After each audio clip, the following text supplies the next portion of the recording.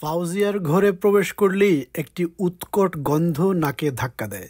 এটি কাঁচা পয়ঃনিষ্কাশন ও কীটনাশকের মিশ্র গন্ধ।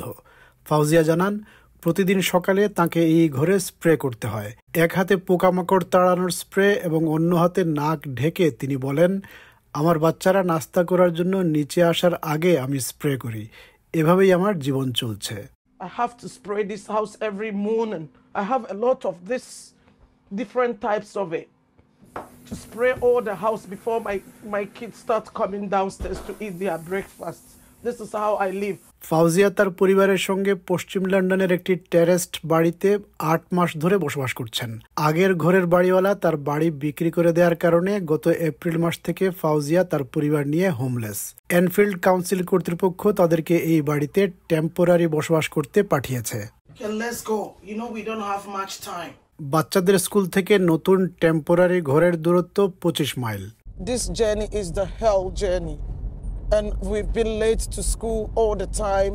স্কুলে নিয়ে যান ফাউজিয়া নিজেই, কেননা ফাউজিয়ার স্বামী মোহাম্মদ একজন ডেলিভারি ড্রাইভার, যিনি মধ্যরাতে ঘুম থেকে উঠে কাজে যান।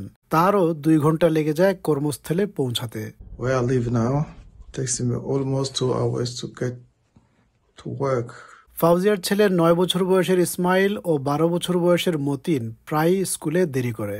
বিলম্বের কারণে একদিন স্কুল থেকে 200 পাউন্ডের জরিমানার চিঠি পেয়ে স্কুলে গিয়ে কান্না করে তার ঘরের দূরত্বের কথা জানান ফাউজিয়া। কখনো কখনো ফাউজিয়া স্কুলের কাছে গাড়িতেই 6 ঘন্টা অপেক্ষা করেন, যেন সময় মতো বাচ্চাদের স্কুল থেকে ফেরত নিতে পারেন।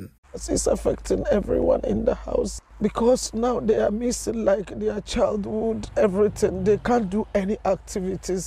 ঘরে ফিরেও শান্তি নেই। জানালাগুলো ঠিকভাবে বন্ধ হয় না বলে সেগুলো ময়লায় ঢেকে আছে। আর সবচেয়ে বড় সমস্যা হলো রান্নাঘরের পাশেই শাওয়ার রুম। টয়লেট থেকে মলমূত্র উপচে পড়ে মেঝেতে এবং শাওয়ার কিউবিকলে ঢুকে যায়। কেউ রান্নাঘরের কল খুললেই পয়ঃনিষ্কাশন আরও উপচে পড়ে। রান্নাঘরে পোকার লার্ভা, পুরো বাড়িতে স্যাঁতসেঁতে ভাব ও ছাঁচ, এমনকি বাচ্চাদের শোবার ঘরেও। As I've been standing here, the excrement in the toilet bowl has risen noticeably and is in danger of overflowing again.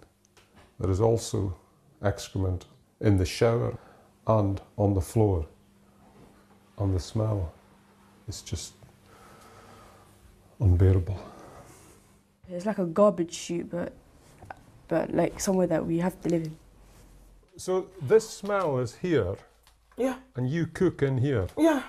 Enfield council প্রতি মাসে 2,500 পাউন্ড দিয়ে এক প্রাইভেট বাড়িওয়ালার কাছ থেকে এই বাড়িটি ভাড়া নিয়ে ফাউজিয়ার পরিবারকে দিয়েছে। ভাড়াও কম না, ঘরের পরিবেশও অস্বাস্থ্যকর। ফাউজিয়ার পরিবার ইংল্যান্ডের রেকর্ড সংখ্যক 1,23,000 অস্থায়ী আবাসিক পরিবারের একটি। এসব পরিবারে 1,60,000 শিশু রয়েছে। In some places in England, you'll walk into a school and 1 child in every classroom will be homeless and living in temporary accommodation. And in some parts of London, that's 1 child in every 9. And we know that's having absolutely devastating impacts on their health, their mental health, and their education.